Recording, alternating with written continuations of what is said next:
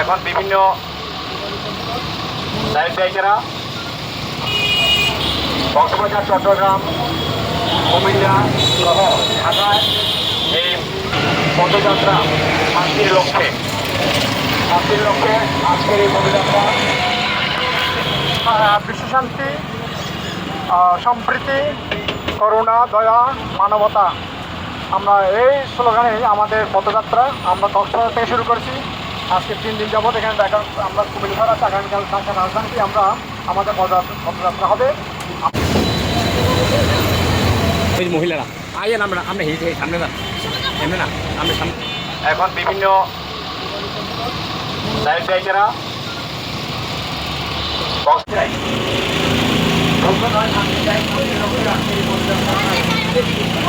Chittagong